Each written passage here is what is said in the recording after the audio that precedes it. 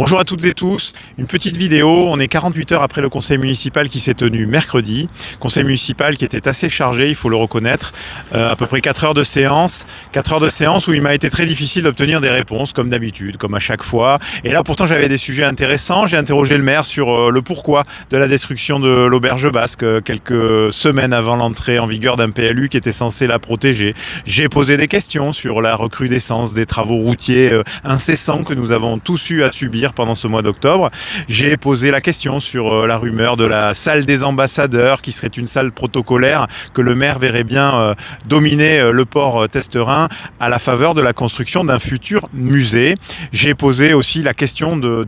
la modification du zonage du cercle de voile sur la place Meller, et à toutes ces questions et encore bien d'autres, je n'ai pas eu de réponse. On a préféré me rétorquer un silence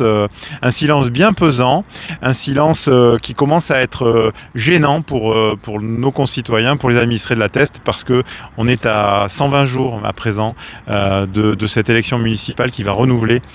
nos élus pour les 6 ans qui viennent, et on est face à une gouvernance, à une municipalité qui ne peut pas, qui ne sait pas, qui ne veut pas répondre. Et le summum était effectivement cette plaine des sports, là où je me trouve en vous parlant, cette plaine des sports pour laquelle, bien entendu, vous le savez tous, 1800 signataires ont exprimé leur opposition à ce parking gigantesque de 160 places à cet endroit-là. Pétition qui a été remise il y a déjà plusieurs semaines au maire de la Teste, qui ne m'a pas répondu.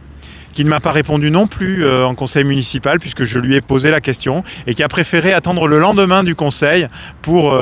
dans une petite vidéo, venir se placer à peu près à l'endroit où je suis ce soir, et nous expliquer qu'il maintenait son projet et qu'il maintenait son parking à cet endroit-là, avec pour seule explication que les jours de saturation, de grande fréquentation de la plaine, lorsqu'il y a un match de rugby, il y a besoin de garer du monde. Moi, je n'y vois pas l'utilité, quelques jours dans l'année, de créer un parking pour ce prix-là, pour 1 800 000 € TTC, un parking dont les dimensions et l'utilité véritablement ne sont pas justifiées. Donc moi, je l'ai dit plusieurs fois, qu'il persiste dans cette idée, ce parking relais, ce parking inutile et ce parking dispendieux qui va venir gâcher notre environnement sur cette plaine des sports et notre entrée de ville, ça lui coûtera sa réélection. Voilà, je vous donne rendez-vous dans de futures informations, puisque vous vous en doutez. La campagne va s'accélérer, les coups bas vont continuer à s'enchaîner. J'ai été moi-même la cible lors de ce conseil municipal d'un tir rangé de la part des élus de la municipalité. Tout était bien prévu à l'avance, mais c'est le jeu, et je l'accepte bien volontiers. Mais ce que je n'accepte pas, c'est qu'on ne réponde pas à mes questions. Je suis un élu du conseil comme les autres, et je mérite un peu plus de respect, et malheureusement, c'est le silence. Et c'est toujours la même absence de transparence qui règne dans cette ville. Il faut que ça change. À très bientôt.